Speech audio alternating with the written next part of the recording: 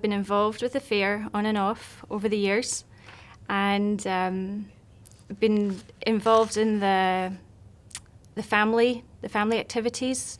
I started off volunteering, just going in by myself and volunteering, and then eventually I roped in my family over the years to help me out.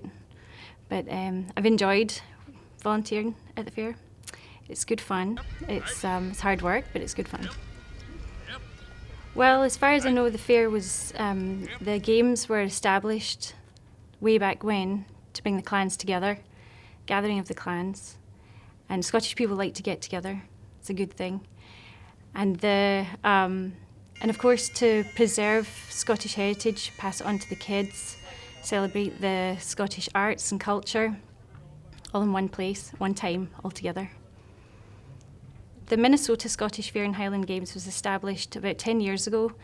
They established their 501c3 and became a non-profit organisation to promote Scottish culture and heritage in Minnesota.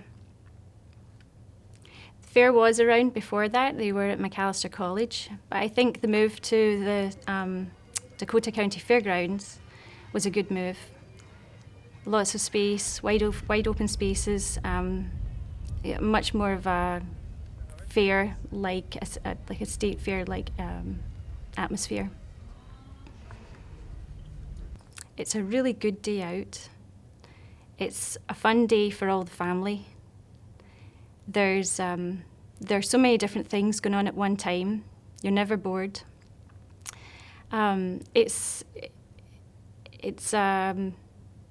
There's the sheepdogs, and there's the clan booths, and there's the Highland dancing, and there's the heavy events, and there's just so much for everybody. So it's just a really good day out for the family, a good way to expose people to Scottish culture.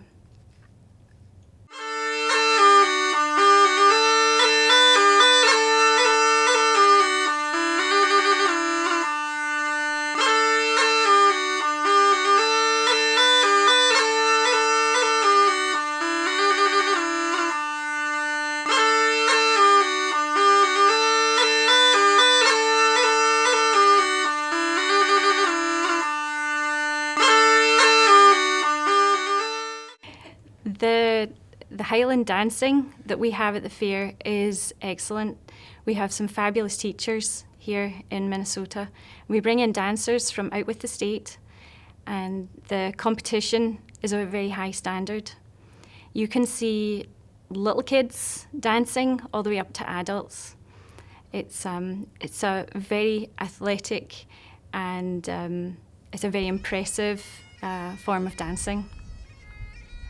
There's lots of different Highland dances, and that one is the sword dance that is danced over crossed swords on the ground. And there's a little history behind that, and the story is that the soldiers, before they would go off to war, they would dance over the sword, and it would be a bad omen if they touched or kicked the sword while they were dancing over it. And so they may lose the war, or battle, I should say, if they touch the sword. There's Scottish country dancing and Ceilidh dancing. There are Scottish country dancers there at the fair as well, and I believe that there's opportunity for members of the public to participate as well in the Scottish country dancing. And if you're lucky, when you're in the pub, somebody will get up and start some Ceilidh dancing, and it's all good fun.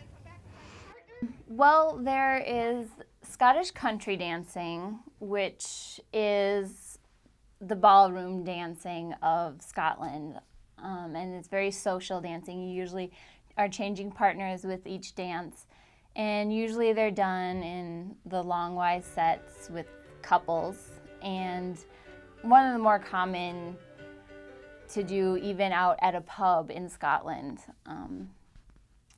But then there's the more solo dances, the step dances, which is kind of related to the Highland dancing again.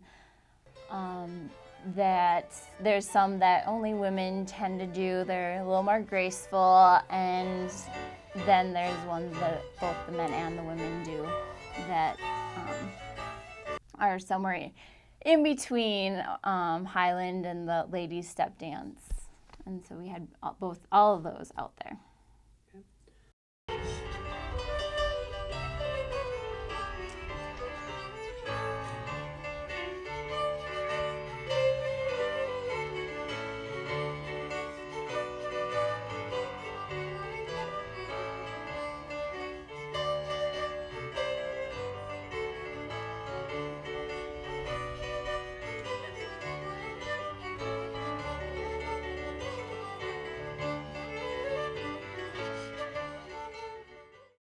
When you're at the fair, you'll see clan row, and where all the clans are have come together, and they're all dressed up in their tartan, and they've got all the information about their own specific heritage.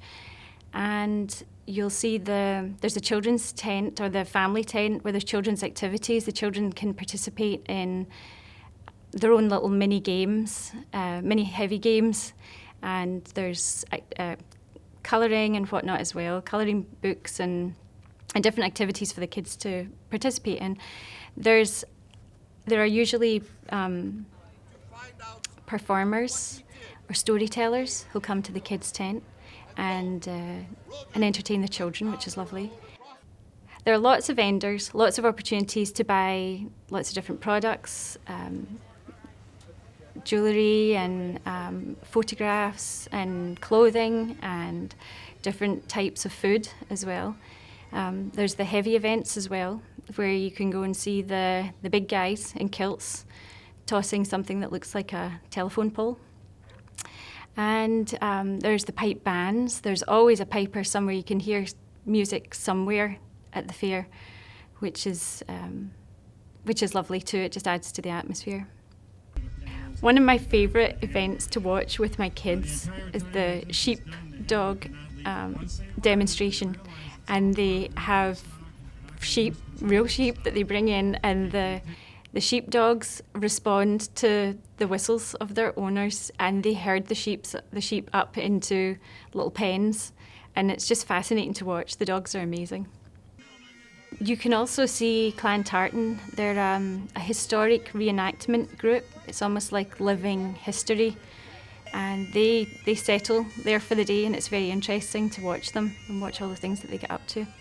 And there's the McCracken pub, which to me is kind of a bit like the life and soul of the fair, where you can stop off to get some refreshments and maybe dance a little bit and take the weight off your feet for a wee while before you go back out to find something new.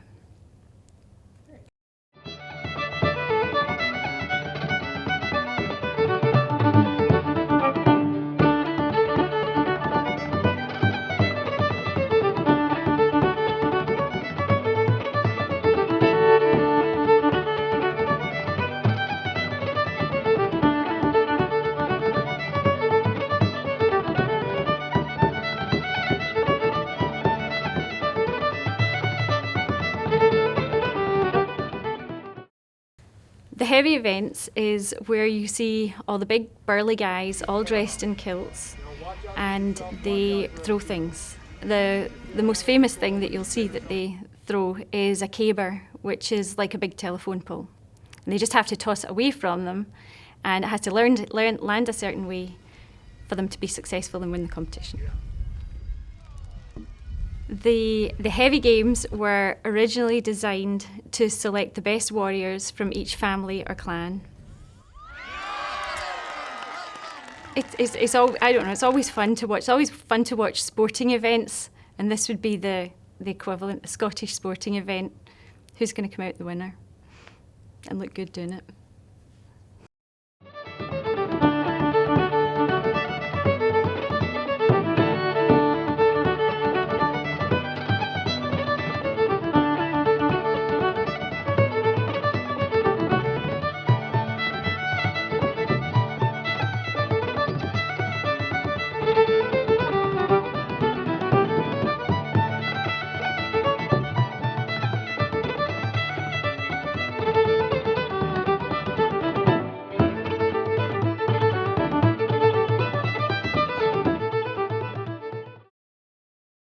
The pipe bands come in from, we've got a number of bands from within Minnesota and a number of bands that come in from other states and also from Canada. They are in competition all day. Then the bands are in competition and also soloists for piping and drumming. And then at the end of the day, they all come together and play together in the mass bands. And that's a sight that usually you must see. It's a wonderful experience, especially if you like the pipes.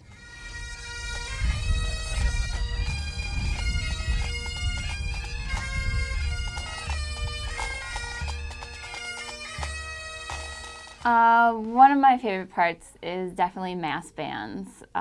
We get bands from all around. This year we had them from Chicago and Canada and the local bands. And they all march in one by one and then they play together and then they march off again. And it's really neat to see all the different groups being able to play together, and it's just a wonderful sound.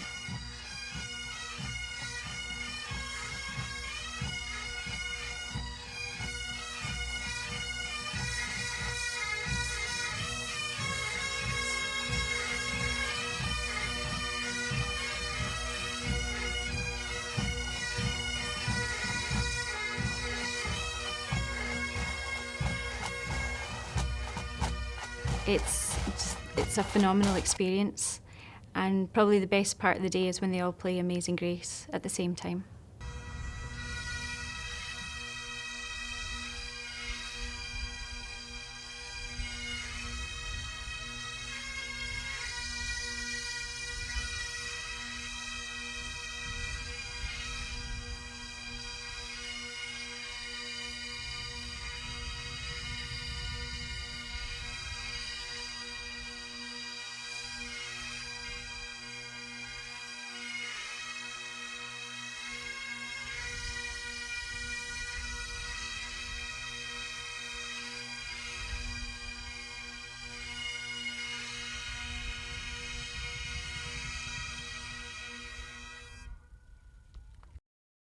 I'd say you just come.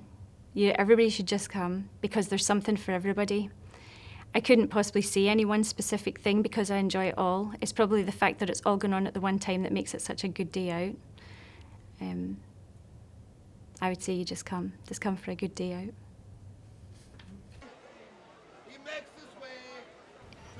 For me personally, it's an opportunity to come and be around people who are like me. And living this far away from home, it's a little piece of home for me.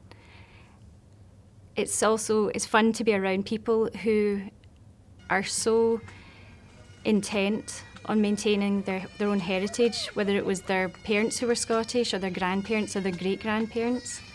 They want to preserve that Scottish heritage and pass it on to their kids, as I want to pass it on to my kids. And it's also an opportunity for me to go and let my kids be around the food and the people and the culture, and it's a nice to be for me. It's a nice place to be.